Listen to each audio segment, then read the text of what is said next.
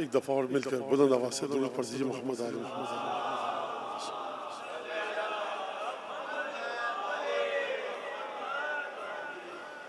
اعوذ باللہ من الشیطان الرجیم بسم اللہ الرحمن الرحیم الحمد للہ الذی جعل الحمد مفتاحا لذکرہ وسببا للمزید من فضلہ ودلیلا علی علائہ وعظمتہ ثم الصلاة والسلام على عبده وامین وحیہ وخاتم رسولہ سیدنا ومولانا بالقاسم محمد صلی اللہ علیہ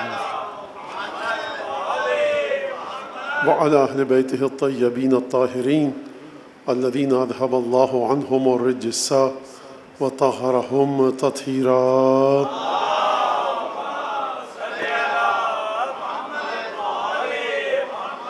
واللعن الدائم على أعدائهم أجمعين. أما بعد فعن رسول الله صلى الله عليه وآله وسلم أنه قال السعيد كل السعيد حق السعيد من أحب عليا في حياته وبعد مماته.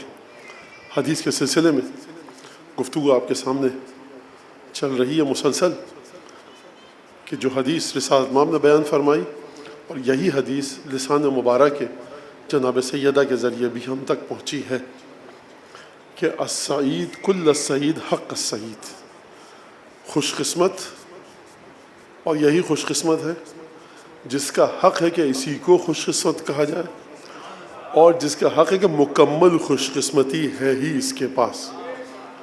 کون ہے جو علی سے محبت کرے علی کی زندگی میں اور علی بن ابی طالب کے ساتھ محبت کرے علی کے مرنے کے انتقال شہادت دنیا سے چلے جانے کے بعد. اور بدبخت کون؟ الشقی کل الشقی حق الشقی، ہے ہی یہ بدبخت جس کا حق ہے کہ اس کو بدبخت کہا جائے اور مکمل بدبخت ہے ہی یہ کہ جو علی ابن ابی طالب سے نستجیر باللہ من ذالک بغض رکھے علی کی زندگی میں اور علی کے دنیا سے چلے جانے کے بعد. یہ حدیث بظاہر ہے بہت سیدھی سادی سمجھ میں آنے والی، لیکن ایک مسئلہ میں یہاں پر آپ کے سامنے پیش کروں اور اس کے بعد بات کو آگے بڑھاؤں کہ جو میں نے کل کہا کہ المعروفین بتصدیقنا ایاکم، کہ مولا ہم کو جانا پہچانا گیا ہے عالم غیب میں. یہ بڑی عجیب بات ہے، ہم کو جانا پہچانا گیا ہے عالم غیب میں. غیب میں جتنی بھی چیزیں ہیں خدا سے لے کر خدا کی مخلوقات کون کون جن کا ذکر قرآن میں ہے، لوح، کرسی، قلم، میزان، پل صراط، جنت، جہنم، ملائکہ، انبیاء، صلحاء، گنتے جائیے جو بھی عالم غیب میں ہیں. حتیٰ ابلیس بھی، یہ میرا جملہ ہے، حتیٰ ابلیس بھی اگر ہم کو جانتا ہے تو وہ اس عنوان سے کہ اس کی روح پر حب علی کی مہر لگی ہے. اور اس جملے کو جوڑوں اگر میں چھٹے امام کے ایک جملے سے جو اصول کافی میں ہے کہ مولا نے فرمایا اپنے ایک صحابی کو دیکھ کر کہ دیکھو ابلیس کو تم سے کام ہے، بقیہ لوگوں سے کوئی کام نہیں ہے، فارغ ہو چکا ہے. یعنی ابلیس بھی جب آ کے بہکائے گا آپ کو تو ڈھونڈتا ہے کہ کس کی روح پر حب علی کی مہر ہے. بھائی جہاں پر خوش قسمتی ہے ہی نہیں، توجہ کیجئے گا، ابلیس کا کام کیا ہے؟ شقاوت، بدبختی، بدنصیبی، زندگی اور آخرت کو برباد کرے. جس کی زندگی اور آخرت پہلے سے برباد ہے ابلیس اپنی انرجی ضائع کیوں کرے؟ لہٰذا امام نے فرمایا کہ دیکھو کام تم سے ہے ابلیس کو، کیونکہ جو ہمارے دشمن ہیں ان سے فراغت پا چکا ہے. لہٰذا عالم غیب میں جتنا شیطان کو بھی شامل کیجئے تو وہ جو دیکھتا ہے وہی کہتا ہے کہ حب علی بن ابی طالب کے مہر. اچھا اب ایک بات کو مزید آگے بڑھوں. کل کی گفتگو آپ کے سامنے المعروفین بتصدیقنا ایاکم، ہمیں عالم غیب پورا کا پورا پہچانتا ہے. کس طرح سے پہچانتا ہے؟ کہ ہم آپ کی تصدیق کرتے ہیں. تو یہاں سے سمجھ لیجئے ائمہ معصومین کی اطاعت کے عنصر کو کہ حقیقت اطاعت ائمہ معصومین کس طرح کی ہے. وہ کس طرح کی ہے؟ مولانا دیکھیے جناب امین نے کہا جھوٹ مت بولو، نہیں بولتے، غیبت نہیں کرو، نہیں کرتے، تہمت نہیں لگاتے، حرام مت کماؤ، نہیں کماتے، والدین کا احترام کرتے ہیں، چھوٹوں سے پیار محبت، بڑوں کے ساتھ احترام، خواتین کے ساتھ احترام، ماں باپ کے ساتھ، بیوی بچوں کے ساتھ جو مولا نے فرمایا وہ کرتے ہیں. تو کافی ہے؟ نہیں، کافی نہیں ہے. دل کو ٹٹولو کہ حب علی ابن ابی طالب کس مقدار میں ہے. یہ اطاعت رنگ اس وقت لائے گی کہ جب حب امیر المومنین اپنی مطلوبہ مقدار تک پہنچے گا. لہٰذا معصومین کے سلسلے میں خدا کا آپ سے اطاعت چاہیے، لیکن صرف اطاعت نہیں چاہیے، شدت حب علی ابن ابی طالب چاہیے. اس بات کو خوب غور سے سمجھیے گا. نوجوان بچے بیٹھے ہیں، ان کے لیے مثال دے دوں، پہلے بھی دے چکا ہوں. آپ گئے مرجع تقلید کے پاس، کا حضور یہ مسئلہ تھا، آپ کی تقلید کرتا ہوں، 2 لاکھ 5 لاکھ 10 لاکھ خمس دیا تھا اس طرح سے، 5 لاکھ 6 لاکھ جتنا بھی خمس دیا اس طرح سے. مرجع کہا اس طرح سے دیا تھا؟ جی. غلط دیا تھا؟ توضیح مسائل میں اس کے خلاف لکھا ہے، پیسہ ضائع گیا تمہارا، دوبارہ دو. اب یہ مومن مرجع تقلید کو جو دل میں آئے گا وہ تو اللہ ہی جانتا ہے کہ کیا کیا کہے گا. کہے گا میاں اب کیا کریں، دوبارہ خمس نکال دوں گا، کیا کریں، مرجع کہہ رہا ہے. آپ نے خوب برے خیالات آئے، آپ نے خمس لیکن دے دیا، خمس ادا ہو گیا. اب ذرا حب کے معیار کو سمجھیے. دیکھیے میں بات نہیں کر رہا زبان سے کوئی غلط لفظ نکالیں، مرجع کے بارے میں برے خیالات دل میں آئے، شرن حرام نہیں ہے برے خیالات آنا، لیکن اس کے عمل کی طرف جانا یہ حرام ہے. اور جتنا کوشش کر سکے انسان کسی دل میں کسی مومن کے بارے میں چاہے جائے گا مرجع تقلید، برا خیال نہ لائے، اچھی بات ہے اخلاقی لحاظ سے. خمس دے دیا آپ نے، خمس ادا ہو گیا. ذرا سا چینج تبدیل کیجئے اس منظرنامے کو. مدینے گئے چھٹے امام کی خدمت میں کہ یا رسول اللہ خمس میں نے فلاں شخص کو دیا تھا. امام نے کہا باطل ہے، غلط ہے، وہ ہمارا نمائندہ تھا ہی نہیں. آپ نے کہا اچھا خمس دے دیا. رتی برابر بھی برا خیال آیا چھٹے امام کے سلسلے میں، عبادتیں منہ پر ماری جائیں گی. لہٰذا امامت کی اطاعت شدت مودت کے ساتھ ہے. امامت کی اطاعت بھی کیجئے، شدت مودت بھی رکھیے. خوب توجہ کیجئے گا.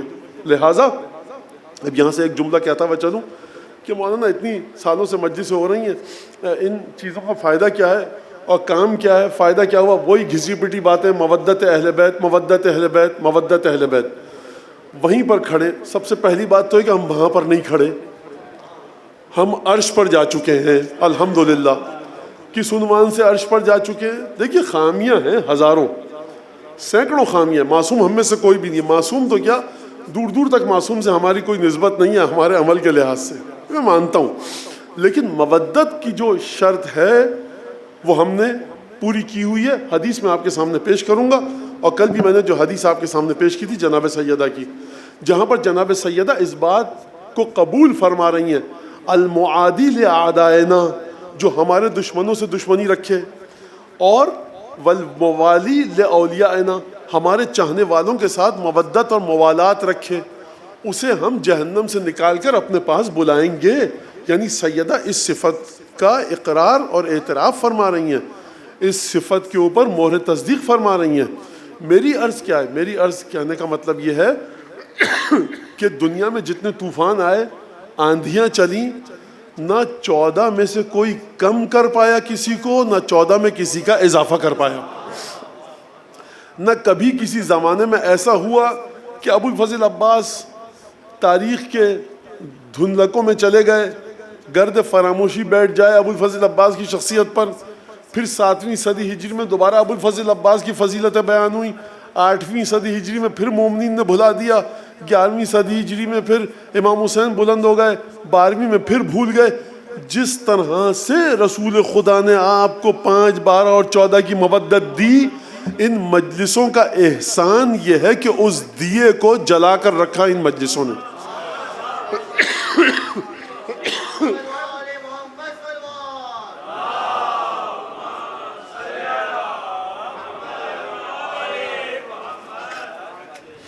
لہٰذا اس بات کو سمجھیے آپ کہ مجلسوں کا کام کیا ہے۔ مودت اور محبت اور بغض اور تبری کے چراغ کی لو کو اسی انداز سے روشن رکھنا کہ جس انداز سے رسول خدا روشن رکھ کر گئے تھے۔ یہ ایک بات آپ پہلی طرح انداز سمجھ لیجیے۔ دوسرا مسئلہ وہ یہ کہ جو کل ہماری گفتگو ہوئی اور میں اس کے اوپر آج مزید گفتگو کروں گا، وہ یہ گفتگو ہے کہ گفتگو ذرا سی عجیب سی، لیکن جناب سیدہ جو جناب امیر کے فضائل بیان فرما رہی ہیں خطبے میں، اس میں سیدہ نے جناب امیر کے بارے میں جو گفتگو بیان فرمائی ہے وہ ایک جملہ بڑا عجیب ہے۔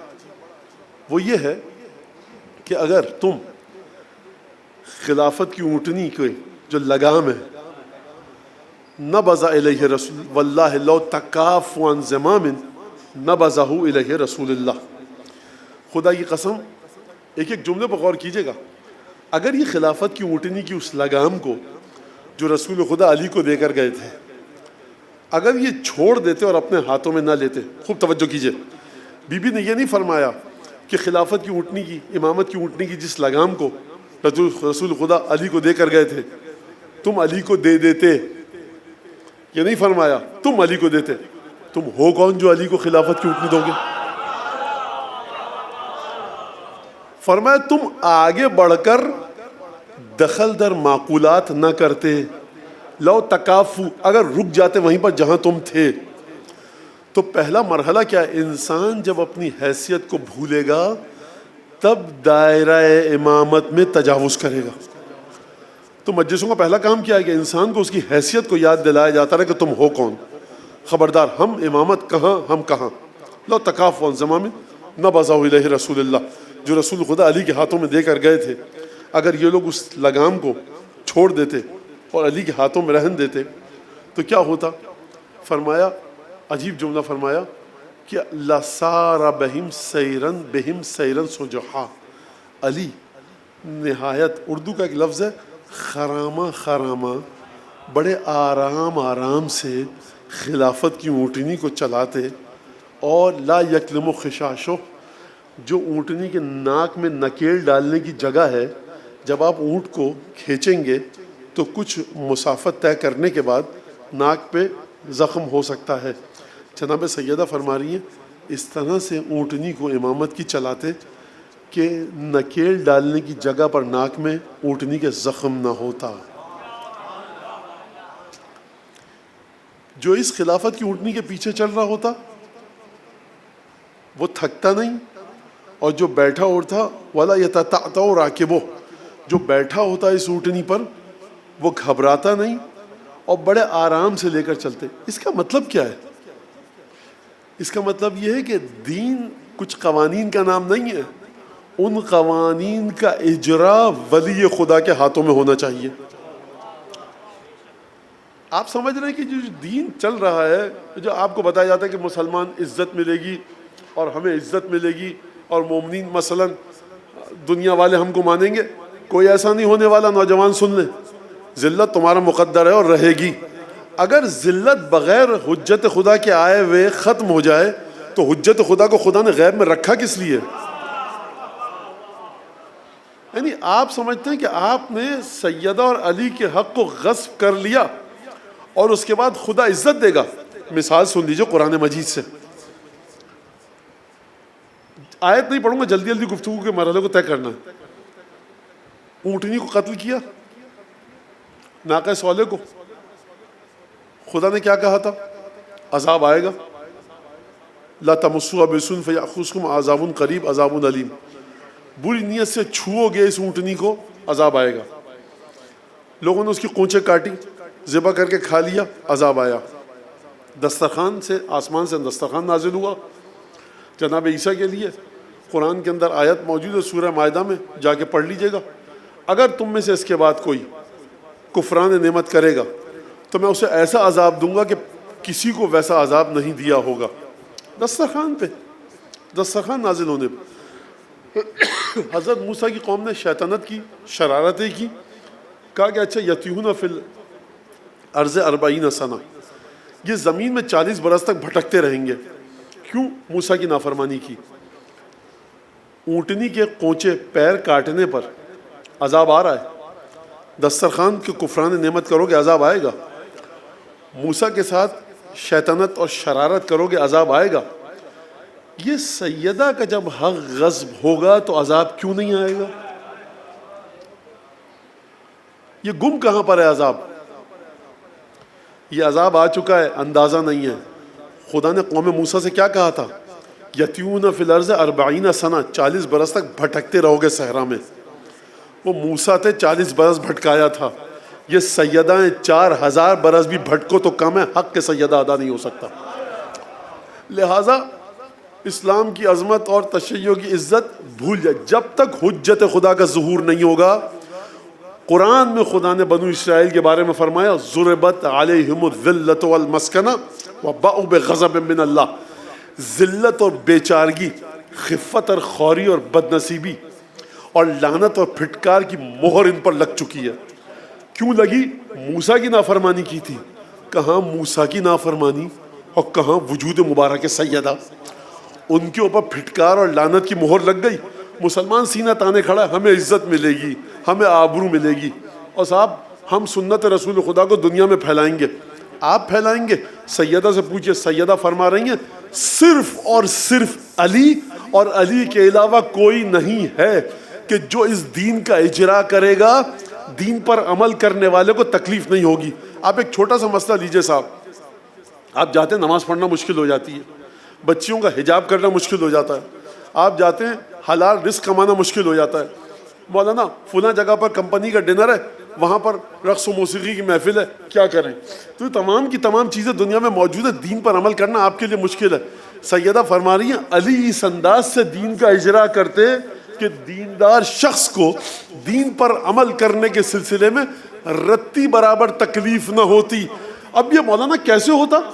تو دین یہی تو تھا، جناب امیر یا نماز پڑھواتے، روزہ رکھواتے، فروع دین یہی 10 ہیں، یہی کرواتے، تو آج بھی ہم کر رہے ہیں، تو مشکل تو ہوگی۔ سرکار اگر آپ اس کو سمجھ جائیں تو الیوم اکملت لکم دینکم آپ پر نازل ہو جاتا، جناب امیر کے لیے نازل نہیں ہوتا۔ خوب اس بات کو سمجھیے گا اچھی طرح سے۔ ولی خدا کا کمال یہ ہے کہ مشکل ترین مرحلہ جس کو کائنات حل کرنے سے عاجز ہے، ولی خدا کے لیے ایک سانس لے گا، ولی خدا مسئلے کو حل کر دے گا۔ تو یہ وہ مرحلہ ہے جہاں پر مودت اور محبت کرنی ہے آپ کو، اور اس کے بعد بے تصدیقنا ایاکم، یعنی یہ آپ کو ماننا ہے کہ جناب امیر اگر ہوتے، حضرت حجت ہوتے، یہ دین معصومین کے ساتھ چلنے کے لیے خلق کیا گیا ہے، مولانا اور عالم اور فقہا کے ذریعے چلنے کے لیے خلق نہیں کیا گیا۔ توجہ فرمائیے گا، خداوند ہاں چھٹے امام نے فرمایا لولا ہؤلاء لندرست آثار النبوہ، اگر زرارہ، محمد ابن مسلم، ابان ابن تغلب، یہ تمام کے تمام لوگ نہ ہوتے ان جیسے، تو کیا ہوتا؟ یونس ابن عبد الرحمن، زکریا ابن آدم، اگر یہ لوگ نہ ہوتے ہمارے جد کے آثار مٹ جاتے۔ جڑ اور بنیاد امام معصوم ہے، اور امام معصوم کے ذریعے دین پھیلے گا، امام معصوم کے ذریعے دین کی اتباع ہوگی۔ تو مولانا اب کیا کریں؟ یہ دین غلط ہے، دین صحیح ہے، دین میں کوئی خامی نہیں ہے، لیکن آپ اس نقص کا خیال رکھیے ہمیشہ جو حجت خدا کی غیبت کی وجہ سے ہے۔ یہ دین مکمل نہیں ہے۔ یہ دین مکمل کب ہوگا؟ جب ولی خدا اس دین کو چلائے گا۔ الیوم اکملت لکم دینکم واتممت علیکم نعمتی ورضیت لکم الاسلام دینا، جناب امیر کی ولایت کے ذریعے پورا ہوا ہے۔ سیدہ کیا فرما رہی ہیں غدیر کی تشریح کے سلسلے میں کہ اگر تم علی کو دین چلانے دیتے تو یہ نہ ہوتا۔ اب علی کو ہٹا دیا، اب سیدہ کا وعدہ سنیے۔ یہ سیدہ کا وعدہ نہیں ہے، خدا کی مشیت ہے۔ زبان سیدہ یعنی مشیت الہی. فرمایا فاحتلبوا طلع القعبہ دمن عبیطہ, لہذا اب تم نے فاوردہ, عجیب ہے, غیر موردکم, تم نے جو خلافت کی اونٹنی کو لا کر جس جگہ پر بٹھایا ہے وہ جگہ نہیں ہے جہاں پر خلافت کی اونٹنی کو بندھنا تھا. تم نے غلط چوکھٹ پہ باندھ دیا ہے. باندھ دیا کس امید پر کہ خلافت کی اونٹنی سے دودھ کو دو گے.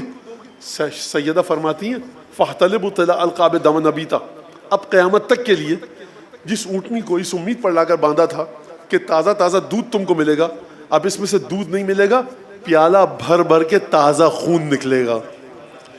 فابشروا بسیف صارم, تم کو خوشخبری ہو ایک تیز دھار تلوار کی جو ہمیشہ تمہارے درمیان چلتی رہے گی. بنو عباس بھی خلیفہ خدا کے, بنو امیہ بھی خدا کے خلیفہ.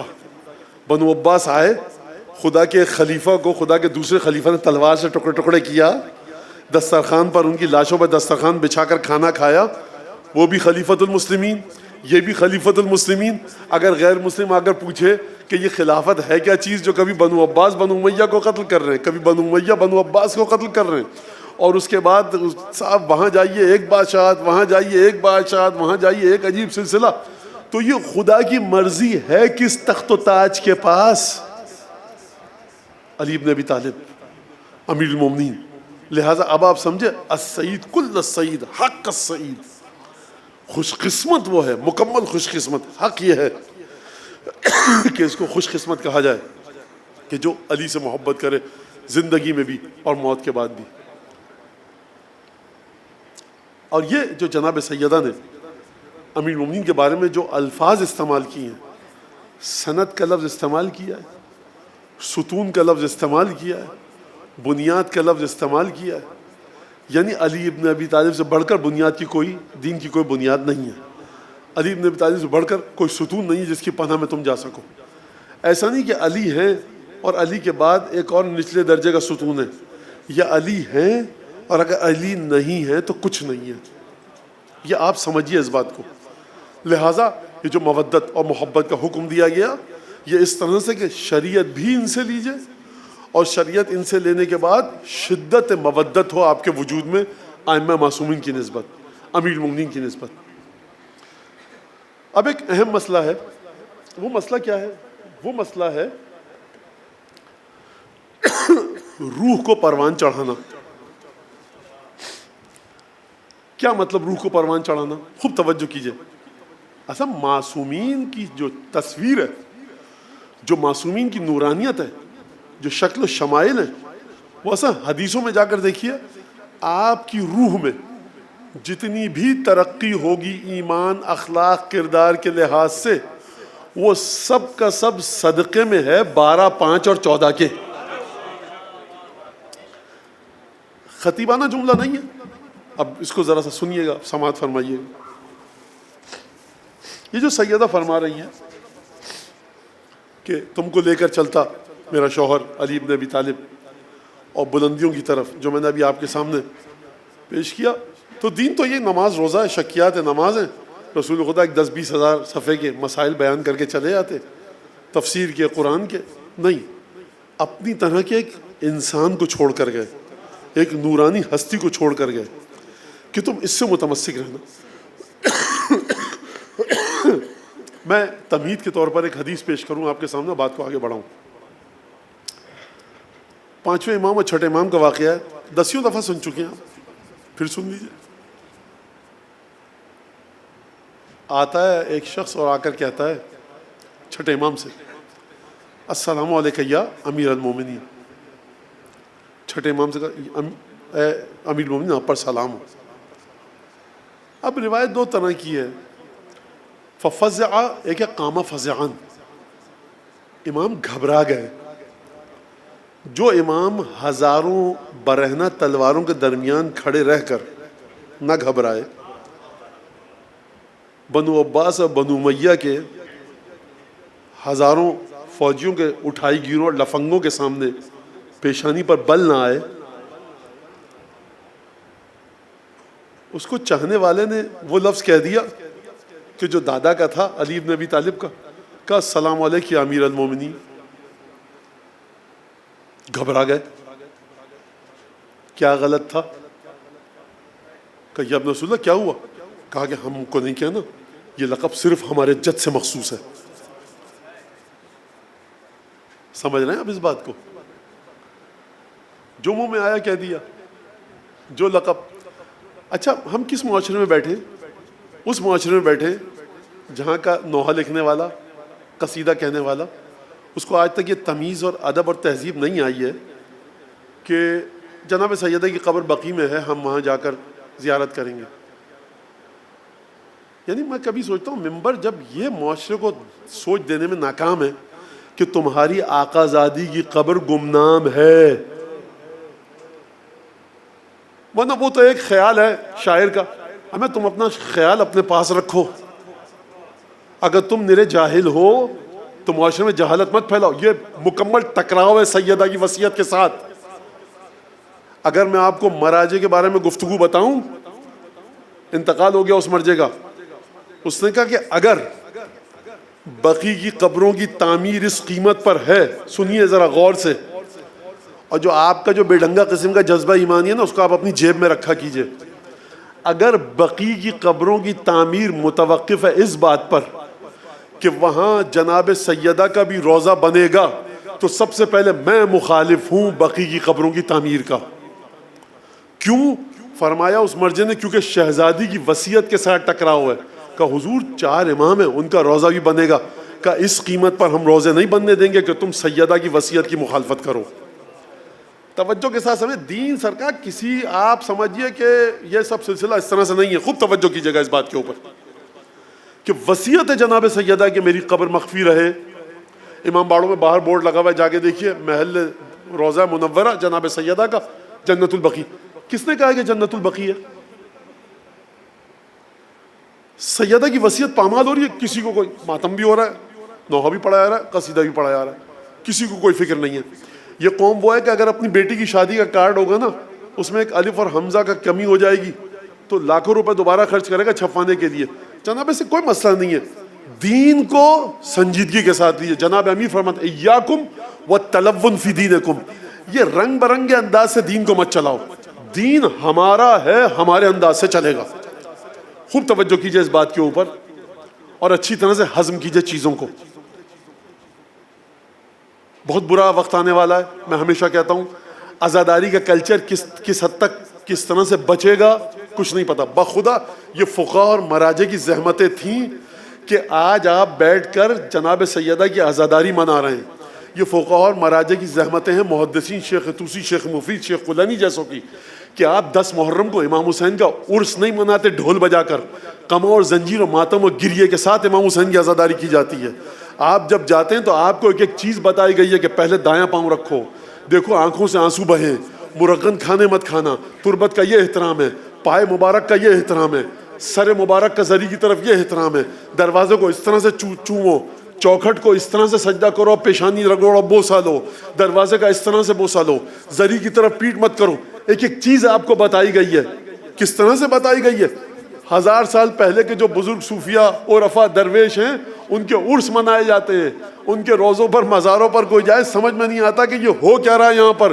لیکن یہ فقہاء کی محدثین کی برکت تھی کہ آپ کی عزاداری کے کلچر کو بڑے خالص طریقے سے انہوں نے 1400 سال سے منتقل کیا. رتی برابر تبدیلی نہیں آ رہی، لیکن کب آئے گی اللہ جانتا ہے. خوب اچھے طریقے سے مولانا ہم کیا کریں؟ اپنے گھر کی عزاداری کو صحیح سے کرو، ڈھنگ سے عزاداری کرو، اپنے بچوں کو کلچر سکھائیے عزاداری کا، مجلس ماتم کا، تمیز تہذیب کا. اگر یہ نہیں ہوا بربادی آ جائے گی. خوب سن لیجئے اس بات کو. اہم ترین چیز آپ کی مودت اہل بیت ہے، اہم ترین چیز آپ کی برات دشمنان اہل بیت سے ہے، اہم ترین چیز آپ کے فرش ازا کا کلچر ہے. بہرحال چھٹے امام کے سامنے آیا اور آ کر کہا السلام علیکم یا امیر المومنین. قام فزعا، گھبرا گئے. کہا یہ ہمارے جد کے لیے. کہا کہ آپ، ہم مومنین ہیں، آپ ہمارے امیر ہیں. کہا یہ وہ معنی نہیں ہے. 5ویں امام کی حدیث سنیے اب. فرمایا یہ امیر نکلا ہے امتارا یمتاروں سے. امتارا یمتاروں کا مطلب کیا ہے؟ امتارا یمتاروں کا لفظ ملے گا سورہ یوسف میں، کہ جب جناب یعقوب کے بیٹے گئے جناب یوسف کے پاس، پہچانتے نہیں تھے کہ تخت پر جو بادشاہ بیٹھا ہے وہ ہمارا بھائی ہے. قحط آ چکا تھا. یعقوب علیہ السلام نے کہا کہ بیٹو جاؤ بادشاہ سے کچھ غلہ لے کر آؤ. یوسف کے بھائی آئے, یوسف سے مخاطب ہے, کہا کہ ہمیں کچھ غلہ دیجئے. تو یوسف نے جو غلہ دیا اس کو کہتے ہیں یمتارو, یعنی غلہ لینا ایمان کی غذا ہر مومن لیتا ہے عالم غیب سے, اور عالم غیب پر حکومت ہے جناب امیر کی ولایت کی. لہذا جناب امیر کے وجود سے متصل ہے. اس کا مطلب کیا ہے؟ اس کا مطلب میں آپ کو سمجھاؤں اب اپنے الفاظ میں. اس کا مطلب یہ ہے کہ نماز نوجوان بچے نے پڑھنی شروع کی. ایک نوجوان 9 سال کی بچی ہوئی ہماری, اس نے پردہ شروع کیا. مولانا آپ پردہ پکے طریقے سے کر رہی ہوں, بہترین طریقے سے, قرآن کی تھوڑی بہت تلاوت, نماز وقت پر پڑھ رہی ہے بچی کی. یہ بچہ نماز وقت پر پڑھ رہا ہے. یہ چیز نہیں دیکھنی, چھوڑ دی. یہ چیز نہیں سننی, چھوڑ دی. اس کے ساتھ دوستی دین بگاڑے گی, چھوڑ دیا. مولانا ایمان آ رہا ہے. کیسے؟ مولانا عمل کر رہے ہیں.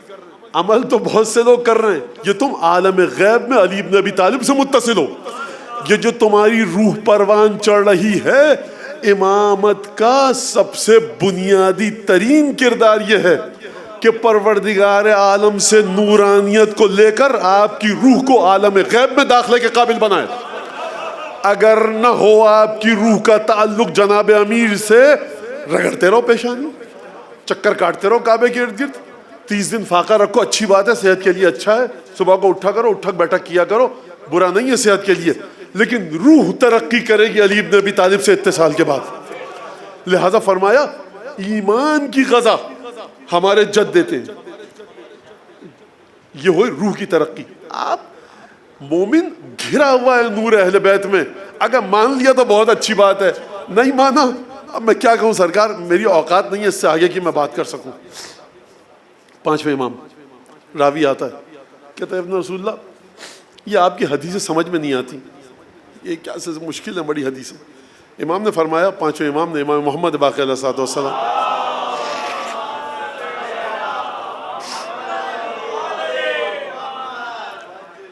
فرمایا کہ ان احادیثنا صعب مستصعب, ہماری حدیثیں مشکل ہیں اور انہیں مشکل مانا بھی یہ ہے, مشکل لگتی بھی ہیں جب سمجھ میں آئے. فرمایا دیکھو مستصعب وہ ہیں کہ جو تمہارے سامنے آ چکی ہیں اور تم پریشان ہو کہ کیسے حل کریں. والصعب منہا, اور جو کٹھن حدیثیں لم یرکب بعد, وہ تو تمہارے سامنے آئی نہیں ہیں, تم سمجھ ہی نہیں پائے ہو. یا رسول اللہ پھر یہ کیسے سمجھیں گے ہم؟ راوی نے سوال کیا, فرمایا من نشا, جس کے بارے میں ہماری مشیت ارادہ کرے. یہ 5ویں امام کہاں سے سمجھائیں گے؟ تو بقی میں آرم محو استراحت ہے, یہ ہے روح امام, ہے بقی میں جسد مطہر. روح کہاں ہے, جسد مجھے نہیں پتا کہاں پر ہے, عالم قدس میں, عالم ارواح میں. انسان وہ بات کہ جو اس کی اوقات ہو تو, لیکن روایت ملتی ہے ہمیں کہاں پر ہے امام, وہ ایک تفصیلی بحث ہے. اصول کافی کی جو روایت ہے, تو یہ جو معصومین ہیں فرمائے جس کو ہم چاہیں گے, تو آپ کو اگر علوم اہل بیت کے سلسلے میں ترقی کرنی ہو, اہل بیت کی مدد شامل حال ہوگی. اگر آپ کو ایمان کی بلند درجوں پر جانا ہے, امیر مومنین سے غذا لینی پڑے گی. تو سرکار یہ ہے مودت اور تصدیق حقیقی کا معنی.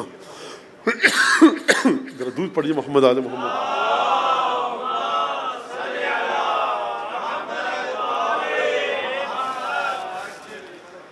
کہ یہ جو آپ سے کہا گیا دعا عہد پڑھو, زیارت عاشورہ پڑھو, یہ تمام کی تمام چیزیں پڑھو. اچھا دنیا میں آپ نے عمل کیا, وہاں محنت کی, توسل کیا, حدیثیں سمجھ میں آئیں. وہ آپ نے کہا تھا نا حدیث جو مجلس میں بتایا تھا, تو ہم نے اس فارمولے پر عمل کیا, کچھ نہ کچھ حدیثیں پڑھنے لگے, کچھ سمجھ میں آئیں کچھ نہیں آئیں, بہرحال کچھ تو ترقی ہوئی. وہاں آپ نے کہا تھا نا کہ وہ مولا امیر مومنین کے ذریعے ہماری روح پروان چڑھتی ہے, تو ہم نے جناب امیر سے توسل کیا, ائمہ سے توسل کیا, تو الحمدللہ جن برائیوں میں تھے اب ان برائیوں سے نکل گئے. ایمان کی ترقی ہے یہ, اس میں کوئی شک نہیں. مسئلہ حل ہو گیا؟ نہیں. جب آپ بہترین عمل کے ساتھ پہنچیں گے عالم غیب میں, تو تب تو ائمہ کی آپ کو ضرورت ہی نہیں ہونی چاہیے, کیونکہ آپ بہترین عمل کر کے گئے. بھائی وہاں 14 معصومین 12 امام ہیں, جاؤ مدد لو، بھائی تم مدد لو، ہم تو بڑے پاکیزہ پاک پوتر ہو کر آئے دنیا سے، تو ہمیں کوئی ضرورت نہیں ہے۔ چلیے ذرا زیارت عاشورہ کی خدمت میں کیا پڑھتے ہیں آپ؟ ثبت لی قدم صدق عندک مع الحسین و اصحاب الحسین، جتنے بھی پاکیزہ ہو جاؤ۔ یہاں جو عمل، خوب توجہ کیجیے گا اس جملے پر، اور پھر میں بات کو آگے بڑھاؤں حدیث کی روشنی میں۔ یہاں جتنے بھی پاکیزہ ہو جاؤ، جو تمہاری طہارت ہے وہ ہے ہی صدقے میں جناب امیر کے۔ جب صدقے میں جناب امیر کے ہے تو وہاں جائیں گے تو بڑے مزے سے ٹہلتے ہوئے صاحب جنت کی طرف چلے جائیں گے، وہاں پر بھی جناب امیر کی مدد چاہیے ہوگی۔ پروردگار جب یہاں پر ہو گیا تو وہاں پر کیا؟ بھائی پروردگار نے کہا حکومت اس طرح کی ہے علی ابن ابی طالب کی، یہاں روح ترقی کرے گی علی کی برکت سے، وہاں ثبوت ملے گا کہ تم نے ٹھیک سے عمل کیا علی کی برکت سے۔ ایک میں جناب امیر کا ایک لقب آپ کو بتاؤں اور پھر بات کو مزید آگے بڑھائیں۔ جناب امیر کا ایک لقب ہے قائد الغر المحجلین۔ یہ غر المحجلین کیا ہے؟ محجلین جمع محجل کی۔ گھوڑا، فرس، اسب جو سیاہ یا گہرے بھورے رنگ کا ہو، اس کی پیشانی پر سفید نشان ہوتا ہے اور سموں سے اوپر سفید نشان ہوتا ہے۔ ہم اردو میں چاروں کو پیر کہتے ہیں گھوڑے کے، لیکن عربی میں آگے کے جو پیر ہیں ان کو ہاتھ کہا جاتا ہے، پیچھے کے پیروں کو پیر کہا جاتا ہے۔ تو جو چاروں ہاتھ پیر یا چاروں پیر ہوں گے گھوڑے کے، سیاہ یا بھورے رنگ کا، سموں سے اوپر جو سفیدی ہے اور جو اس کی پیشانی پر سفیدی ہے، یہ خوبصورتی کی علامت ہے۔ خوبصورت گھوڑے کی قیمت بڑھ جاتی ہے فرس کی، تو اسے کہتے ہیں محجل۔ امیر المومنین ہیں قائد ان کے، امیر المومنین نعوذ باللہ فرس کے قائد ہیں۔ معصوم سے پوچھا گیا اس کا مطلب کیا ہے؟ زیارت میں آیا ہے یہ تو جملہ۔ فرمایا معصوم نے کہ جس طرح سے گھوڑے کے چاروں ہاتھ پیروں پر سفیدی اور پیشانی پر سفیدی اس کی خوبصورتی کی علامت ہوتی ہے، دور سے دکھتا ہے، قیامت میں جو تم وضو کرتے ہو تو تمہارے پیروں کا مسح اور ہاتھوں پر جو پانی ڈالتے ہو اور جو سر کا مسح اور سر پر جو پانی ڈالتے ہو، یہ اس طرح سے چمکے گا کہ جس طرح سے گھوڑے کے سموں پر وہ سفیدی چمکتی ہے۔ یہ چمکے گی کیوں؟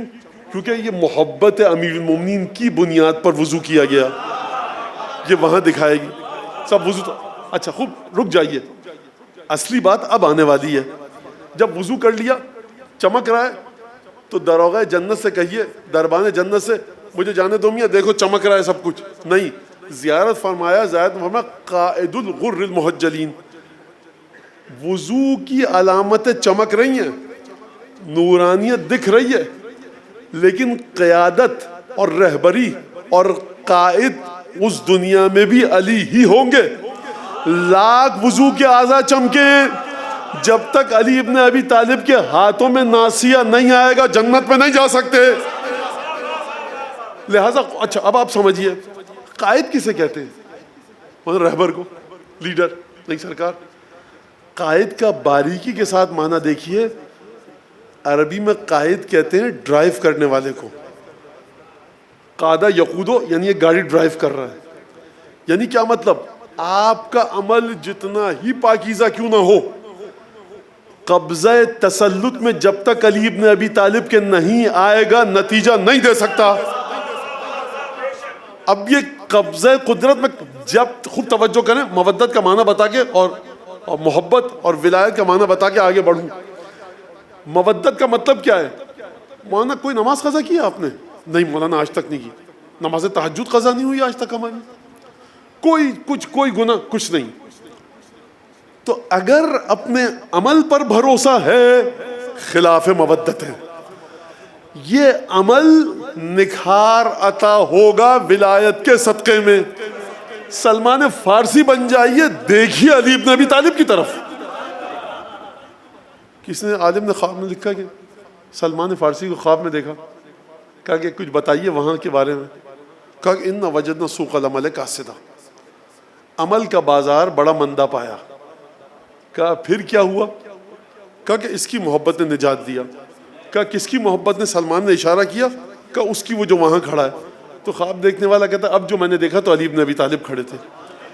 رسالت میں آپ تشریف لاتے تھے فجر کی نماز کے بعد اور اپنے اصحاب سے کہتے تھے کہ کوئی خواب دیکھا ہے تو بتاؤ کوئی خواب دیکھا ہے تو.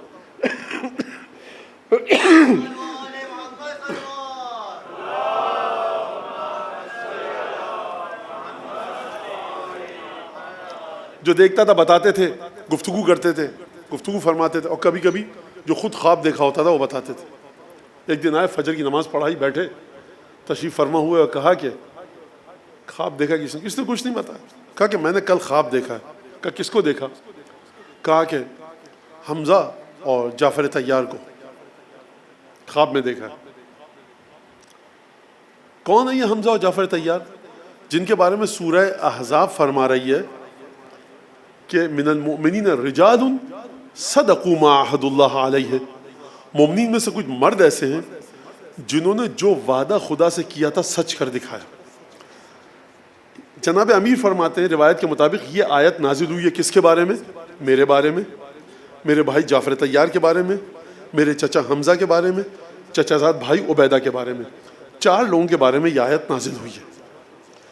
اچھا، یہ جناب جعفر طیار اور حمزہ وہ ہیں جن کے بارے میں آیت نازل ہوئی.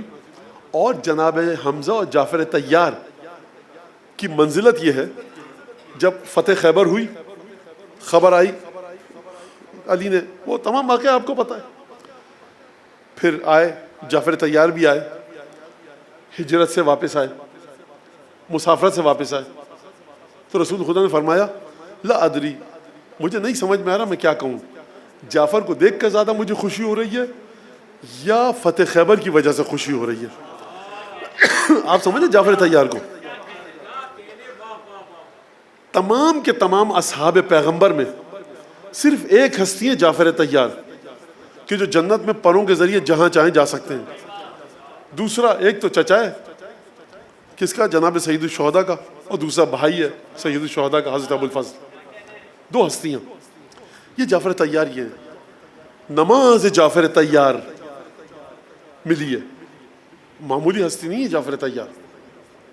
یعنی اگر ہم کہیں رسول خدا کے شاگردوں میں، علم لینے والوں میں، رسول خدا کے پیچھے جو نماز پڑھتے تھے ان میں جناب امیر کو ہٹا کر تو 2 ہستیاں ہیں نہایت ہی بزرگوار، عظیم المرتبت، الفاظ عاجز ہیں جن کا ذکر کرنے سے.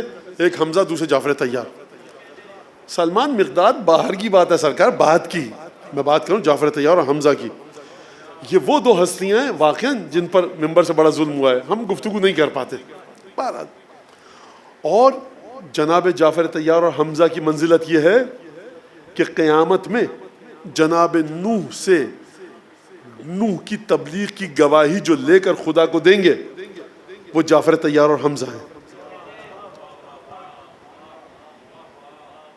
یہ ان کی منزلت ہے. کہا کہ میں نے کل جعفر طیار اور حمزہ کو خواب میں دیکھا کہ بیٹھے، طبق رکھا ہے انجیر کا، اور جیسے ہی انہوں نے کھانا چاہا وہ رطب میں، خرما میں، کھجور میں تبدیل ہو گیا، اور یہ دونوں خرما کھا رہے ہیں. میں نے کہا بتاؤ دنیا میں اگر آ جاؤ یا سب سے اچھا عمل کیا جی چاہتا ہے تمہارا کہ تم انجام دو؟ کہا کہ ایک تو عبادت کریں خدا کی، دوسرا یہ کہ خدا کے راستے میں انفاق کریں، اور تیسری چیز جو ہمارا جی چاہتا ہے دنیا میں آئیں وہ علی بن ابی طالب کی محبت کی وجہ سے.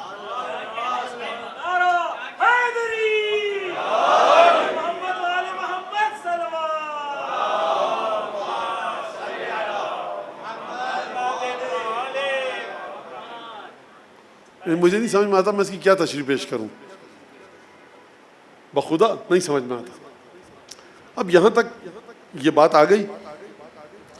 جناب سیدہ کا ایک، وہ جو میں نے کل بھی عرض کیا تھا، صحیفہ فاطمیہ، یہ مصحف فاطمہ کے علاوہ ہے کہ جو غیب کی خبریں ہیں، جس میں وہ چھٹے امام کے پاس تھا. امام نے فرمایا اور آج اس وقت حضرت ولی اعظم صلوات اللہ وسلام علیہ کے پاس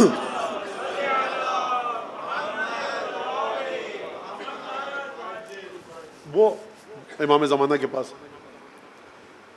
جناب سیدہ سے روایت ہے کہ احب من دنیاکم ثلاث، 3 چیزیں ہیں. احب من دنیاکم ثلاثا یا حبب الی من دنیاکم ثلاث. اب دونوں کے ترجمے میں ذرا سا کچھ فرق ہے، لیکن بہرحال مجھے جو چیز تمہاری دنیا میں اچھی لگتی ہے وہ 3 چیزیں ہیں. ایک تو یہ کہ تلاوت القرآن، قرآن کی تلاوت کروں، والنظر فی وجہ رسول اللہ، رسول خدا کے چہرہ انور کی زیارت کروں، اور تیسری چیز الانفاق فی سبیل اللہ، خدا کے راستے میں انفاق کروں. دیکھیے جعفر طیار اور حمزہ کی خصوصیت کیا ہے خدا کے راستے میں انفاق کرنا. ائمہ کی خصوصیت کیا ہے بڑی اہم، خدا کے راستے میں انفاق کرنا. یہ انفاق کا موضوع اتنا پیچیدہ اور عجیب ہے کہ اس کے اوپر بڑے عجیب انداز سے گفتگو ہے. یہ موضوع کیوں میں لایا ہوں یہاں پر آج انفاق کا؟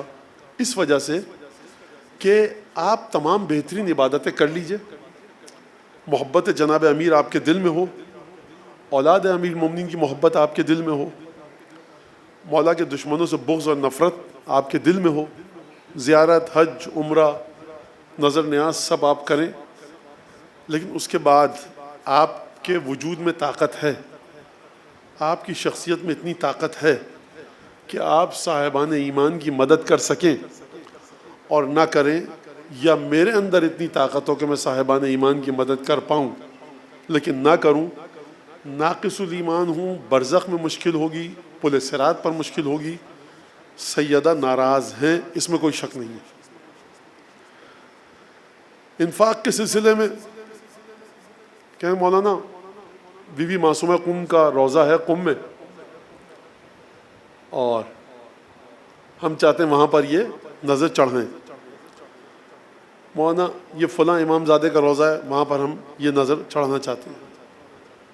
ابراہیم مجاب کا روضہ ہے کربلا میں، آپ جانتے ہیں، تفصیل پوری آپ کے سامنے، وہاں پر ہم یہ جا کر کرنا چاہتے ہیں، اور وہ ذریع اور اجازت نہیں ملتی. بہرحال حرم کے جو متولیان امور ہیں، متصدیان امور ہیں، جو کیئر ٹیکر ہیں، ان کی طرف سے اجازت نہیں ملتی تو کچھ کریں. دیکھو ابراہیم مجاب کی بیٹیاں تمہارے شہر میں ہیں جن کے سر پر اوڑھنی نہیں ہے. امام موسیٰ کاظم کی بیٹیاں تمہارے ملک میں موجود ہیں جو فاقے کے ساتھ سوتی ہیں. امام موسیٰ کاظم کی بیٹیاں ہیں، جہیز کی وجہ سے ان کی شادیاں نہیں ہو رہی. یہ وہاں کیوں جا رہے ہو؟ انفاق کے کانسیپٹ کو واضح کیوں نہیں کرتے؟ وہاں سے اجازت نہیں ملی تو آپ اپنے گھر میں بیٹھ گئے سکون کے ساتھ. جب تک معاشرے کے پاس محبان امیر المومنین کے شکم سیری کا، فوڈ، شیلٹر، ہیلتھ، ایجوکیشن کا پروگرام واضح نہیں ہے، یہ معاشرہ ناقص الایمان ہے. نماز روزے کے ذریعے صرف نہیں تولا جاتا معاشرے کو. توجہ کیجئے گا آپ. ایک صاحب آئے 5ویں امام کی بارگاہ میں، روایت موجود ہے، ہانکی ہوں گی لن ترانی اپنی. امام خاموش. میں کیوں کہہ رہا ہوں ہانکی ہوں گی اپنی لن ترانیاں؟ کبھی کبھی امام کے سوال سے سمجھیے کہ امام سامنے والے کی بات کو کتنی اہمیت دے رہے ہیں. کبھی ہے کمیل کا ہاتھ پکڑا، چلو ہمارے ساتھ، اہمیت سمجھیے. کہاں جا رہے ہو بھائی؟ مولا رات کا وقت ہے، اخذ بیدی، اور نکل کر لے گیا مجھے صحرا سے باہر، اور چھوٹا سا خطبہ دیا علم پر. یہ ایک حیثیت کو واضح کر رہا ہے. تو آئے بیٹھے، ہم کیا کہتے ہیں؟ مولانا دیکھیے یہ مسجد ایسی، امام باڑہ ایسا، نماز کے اندر 25 صفیں ہوتی ہیں، 50 صفیں ہوتی ہیں، اور یہاں پر شب جمعہ کو یہ دعا کمیل ہوتی ہے، وہاں حدیث قصہ، یہ دعا توسل. اس طرح کی باتیں کی ہوں گی. جب خوب اچھی طرح سے بول چکے تو امام نے کہا، کچھ نہیں پوچھا امام نے، اور جو اتنی دیر سے وہ رپورٹس پیش کر رہا تھا امام نے کچھ نہیں پوچھا. اس کا مطلب کہ امام نے رتی برابر وقت نہیں دی. سمجھیے امام کی حدیث ہے. امام نے ایک سوال کیا، کیف عیادۃ الاغنیاء للفقراء؟ ان سب باتوں کو چھوڑو، یہ بتاؤ تمہارے گاؤں کے، شہر کے پیسے والے غریبوں کا کتنا خیال رکھتے ہیں؟ یہ بتاؤ. کہا کہ فَلْيَعْتَفْ غَنِيُّكُمْ عَلَى فَقِيرِكُمْ وَلْيُعِنْ قَوِيُّكُمْ ضعیفکم، تم میں جو طاقتور ہے اسے چاہیے کہ تمہارے گاؤں شہر میں جو کمزور ہیں ان کی مدد کرے، اور تم میں سے جو پیسے والا ہے اسے چاہیے کہ وہ خیال رکھے اس کا کہ جس کے پاس پیسہ نہیں ہے۔ یہ ائمہ کی ایک روش ہے، یہ ائمہ کے کلچر جو ائمہ چاہتے ہیں کہ اس معاشرے میں آئے۔ اب کوئی یہ نہ کہ مولانا دیکھیں مجلسوں میں اتنا پیسہ ضائع ہوتا ہے، نہیں، یہ جو مجالس اور درس ہیں، یہ جو آپ زیارتوں پر جاتے ہیں، یہ وسیلہ اور بہانہ اور ذریعہ ہے امام کا پیغام آپ تک پہنچانے کا۔ اگر یہ مجلس ختم ہو جائیں، اگر یہ محفل میلاد ختم ہو جائیں، اگر یہ عزاداریاں ختم ہو جائیں، تو آپ تک امام کی مودت و محبت نہیں پہنچ پائے گی۔ لہٰذا جتنے بھی نیک کام ہمارے معاشرے میں ہوتے ہیں وہ انہی مجلسوں کے صدقے میں ہیں۔ لہٰذا امام نے یہ فرمایا۔ سیدہ کیا فرما رہی ہیں؟ الانفاق فی سبیل اللہ۔ مجھے پسند ہے 3 چیزیں، اپنے بابا کے چہرے پر نگاہ ڈالوں، دوسری چیز قرآن کی تلاوت کروں، تیسری چیز الانفاق فی سبیل اللہ، خدا کے راستے میں میں پیسہ خرچ کروں۔ اور جس طرح سے معصومین نے انفاق کیا ہے خدا کے راستے میں، یہ بڑا عجیب ہے۔ ذرا دودھ پڑھی محمد آل محمد پر۔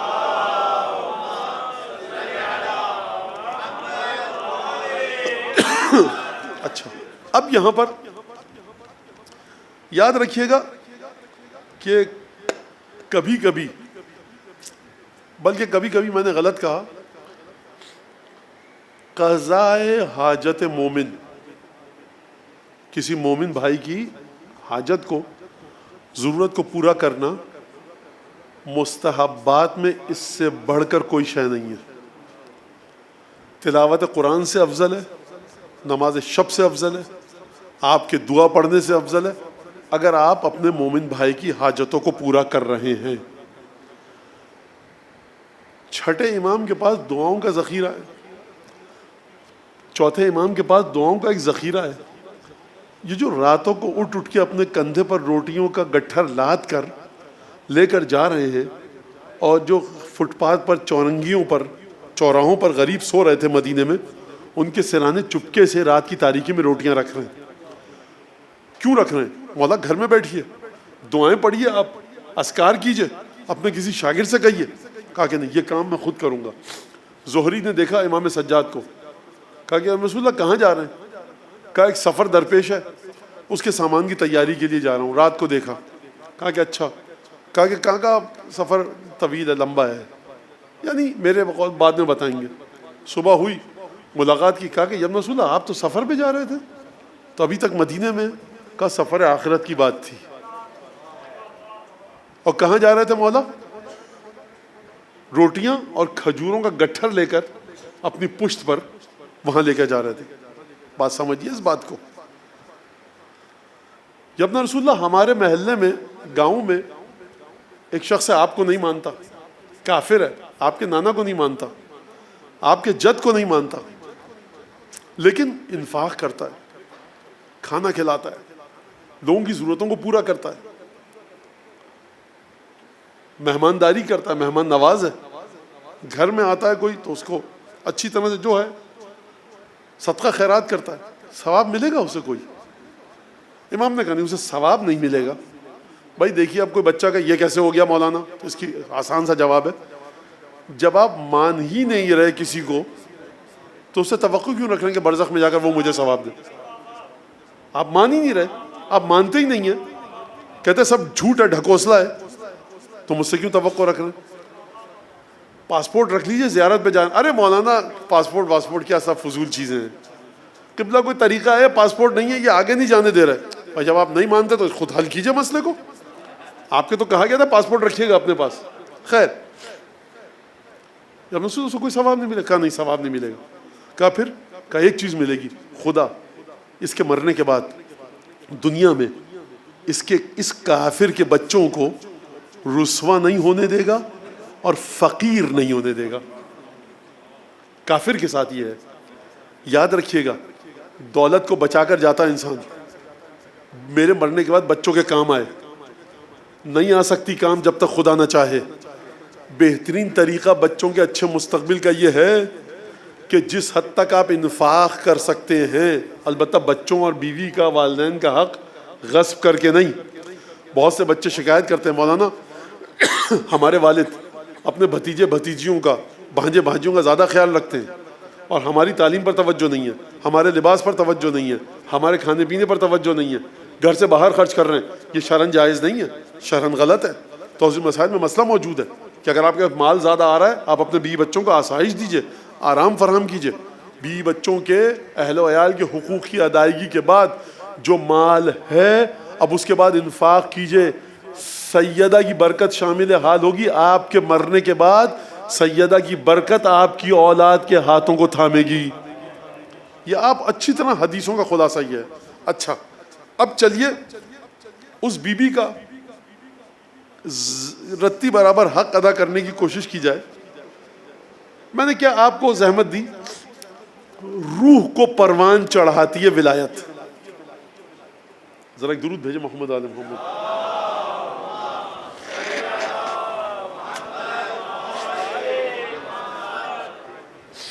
روح کو پروان چڑھاتی ہے ولایت۔ ولایت کا مطلب کیا ہے؟ 12 اماموں کی ولایت۔ نبوت کا مطلب کیا ہے؟ رسول خدا کا عہدہ، مرتبہ۔ 10 دفعہ سن چکے ہیں آپ مختلف علماء سے۔ سیدہ امام ہے؟ نہیں۔ رسول ہے؟ نہیں۔ پھر کیا مثال ہے سیدہ کی؟ میں مثال دیتا ہوں، امام نے دی ہے مثال۔ کہا کہ مولا سمجھ میں نہیں آیا۔ کہا کہ نماز جب پڑھتے ہو تو کون سی سورہ ضروری ہے پڑھنا جس کے بغیر نماز نہیں ہوگی؟ کا سورہ الحمد۔ کا سورہ الحمد قرآن کے کس جز میں ہے؟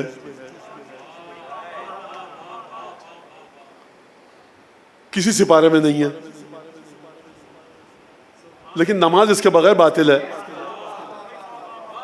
تو ولایت سیدہ ایسی ہے کہ جس طرح فاتحۃ الکتاب، جب تک آپ فاتحۃ الکتاب سورہ فاتحہ نہیں پڑھیں گے تلاوت ناقص رہے گی۔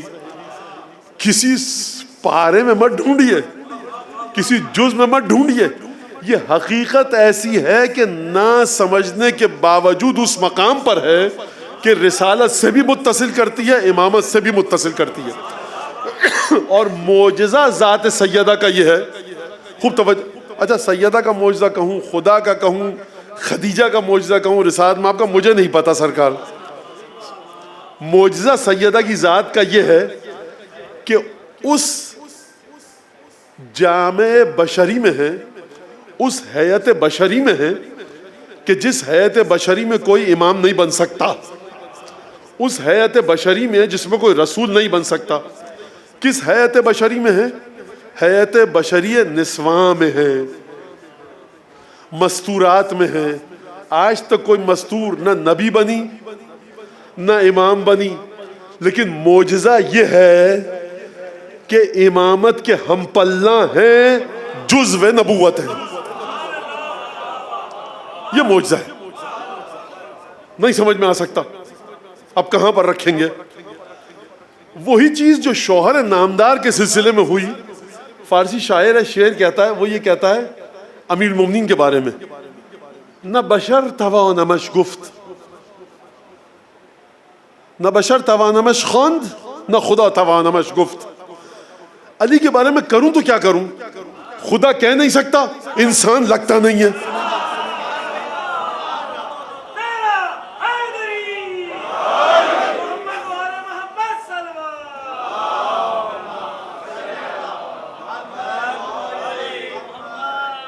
ہمیں حیرتم چنامم شہ ملک لافتارہ، پریشان ہوں کہ مملکت لافتہ کا جو ایک اکیلا بادشاہ ہے علی، اس کو نام کیا دوں؟ بشر دوں؟ بشر والی خصوصیت نہیں ہے، خدا کہہ نہیں سکتا۔ حیرت میں ہوں کہ جو بادشاہ مملکت لافتہ ہے اس کو کہوں تو کیا کہوں؟ یہ مولا کے بارے میں۔ زوجہ اطہر اور اقدس کے بارے میں بھی یہی ہے کہ بی بی میں آپ کو کہوں تو کیا کہوں؟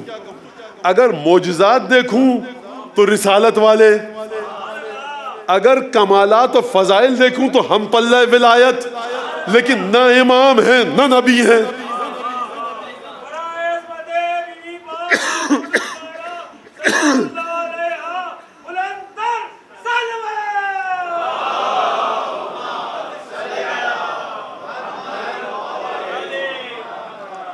تو بہرحال وقت نکل جائے گا اور مجھے نہیں پتہ کہ وقت زیادہ ہو چکا ہے کہ نہیں، بہرحال معاف فرمائیے گا، وقت گزر چکا ہے. میں یہ زیارت پڑھوں اور اس کے بعد ختم کر دوں اس بات کو. بی بی کی زیارت ہے کہ جو نقل ہوئی ہے مفاتی میں بھی آپ دیکھ سکتے ہیں جا کر. یا ممتحنتو، اے وہ خاتون، اے وہ بانو اطہر، اے وہ بی بی، اے وہ مستور، اے وہ خاتون کہ جس کا امتحان لیا گیا.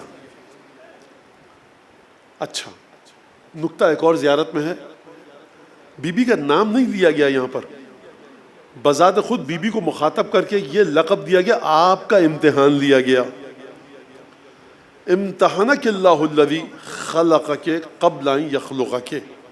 بی بی خدا نے آپ کا امتحان اس وقت لیا اس سے پہلے کہ آپ کو خلق کرتا آپ کا امتحان لیا. فوجدک لما امتحنک صابرۃ. خدا نے جب آپ کا امتحان عالم قدس میں لیا تو آپ کو اس امتحان پر صبر کرنے والا پایا. میں دو باتیں کہوں آپ کی خدمت میں اور بات کو آگے بڑھاؤں. امتحان کی شرط یہ ہے کہ شعور ہو، سمجھ ہو، آگاہی ہو، عقل ہو، علم ہو. ہم اور آپ جب اس دنیا میں آتے ہیں 6 سال کے ہوئے کوئی شعور نہیں ہے، 7 سال کے ہوئے کچھ نہیں پتا. مجلسوں میں جاتے تھے آپ فلاں علامہ کی، مولانا 12 سال کے تھے کچھ یاد نہیں ہے.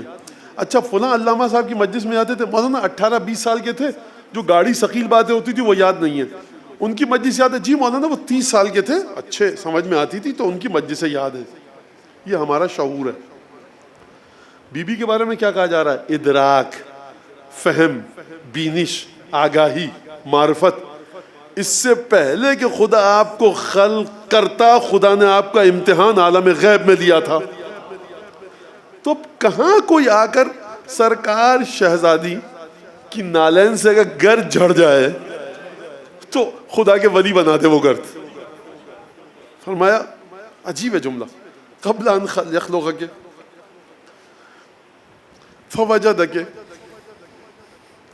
لما امتحنک صابرۃ. خدا نے آپ کا امتحان لیا اور آپ کو صابر پایا. کیا امتحان سیدہ کا تھا؟ یہ جملہ یہ نہیں کہہ رہا کہ آپ کو خوش پایا، آپ امتحانات میں کامیاب ہو گئیں. فرمایا صابرتن. جب معصوم کہیں کہ ہماری دادی نے صبر کیا،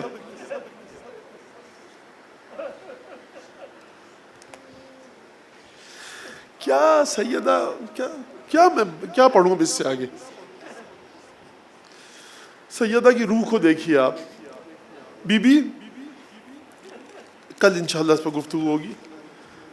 جملہ ترجمہ پیش کر دوں آپ کے سامنے. بی بی ہم آپ کے بابا اور آپ کے شوہر کی تصدیق کرتے ہیں. وَزَعَمْنَا أَنَّ لَكَ مُصَدِّقُونَ. ہم یہ سمجھتے ہیں بی بی کہ ہم آپ کے بابا اور آپ کے شوہر کی تصدیق کرتے ہیں، لہٰذا ہم نے جو ان کی تصدیق کی ہے. بی بی اگر آپ یہ سمجھتی ہیں کہ ہم آپ کے بابا کی رسالت پر ایمان کے سلسلے میں سچے ہیں اور آپ کے شوہر علی ابن ابی طالب کی ولایت کے سلسلے میں سچے ہیں، تو بی بی آپ سے درخواست ہے کہ آپ مجھ کو اپنے بابا سے ملحق کیجئے اور اپنے شوہر سے ملحق کیجئے.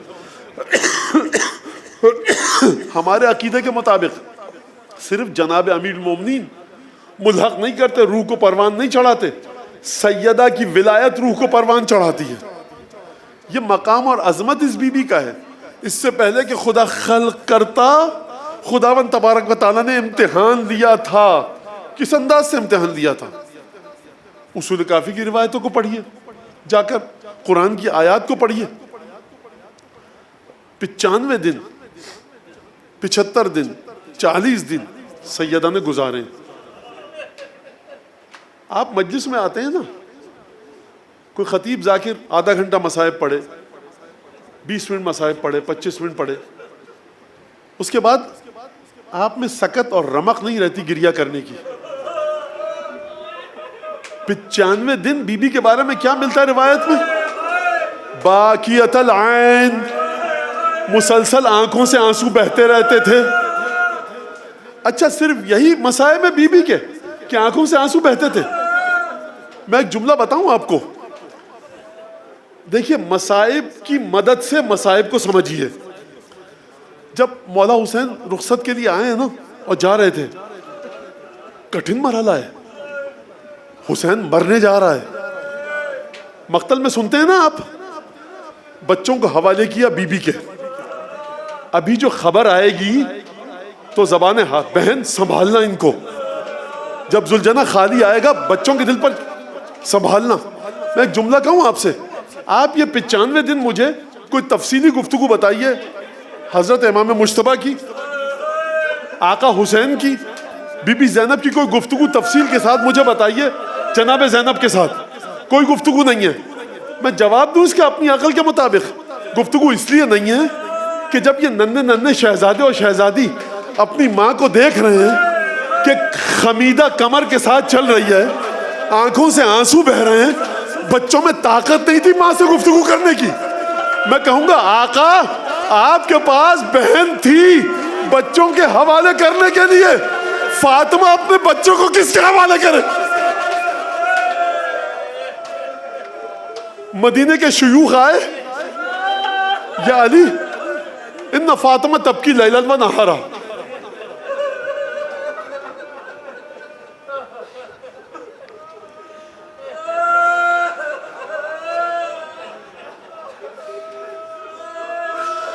مجھے نہیں پتا کہ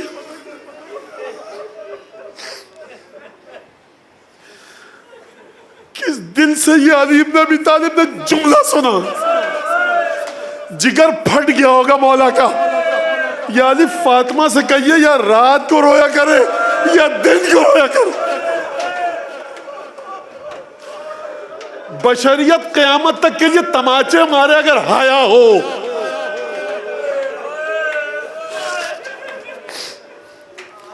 دروازہ خیبر کو 4 انگلیوں سے اکھاڑنے والا علی, کسی کی جرت ہے کہ علی کے سامنے یہ آ کر کہ بڑی مظلومیت سے سر جھکائے ہوئے مولا آئے ہوں گے. کیا بنت رسول خدا درخواست یہ آئی ہے کہ آپ یا رات کو رویا کیجئے یا دن کو؟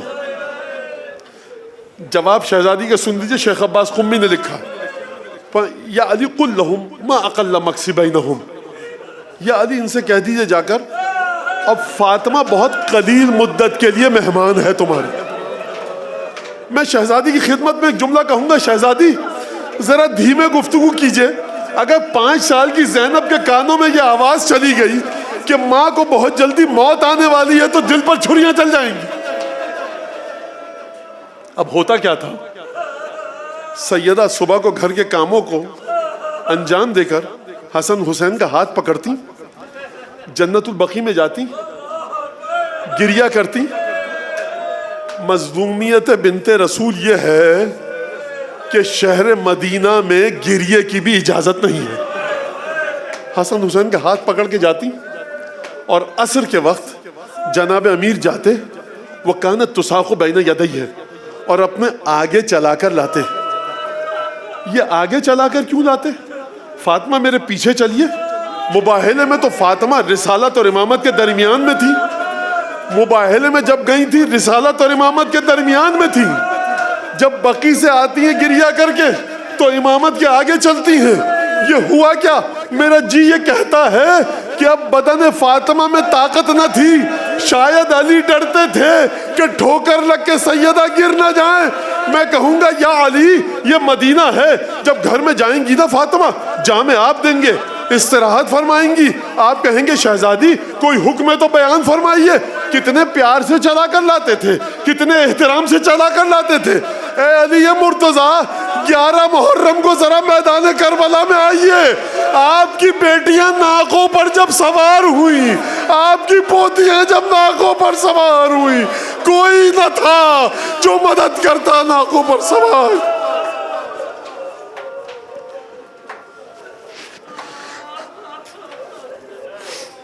اللهم كن لوليك الحجة ابن الحسن صلواتك عليه وعلى آبائه في هذه الساعة وفي كل ساعة وليا وحافظا وقائدا وناصرا ودليلا وعينا حتى تسكنه أرضك طوعا وتمتعه فيها طويلا.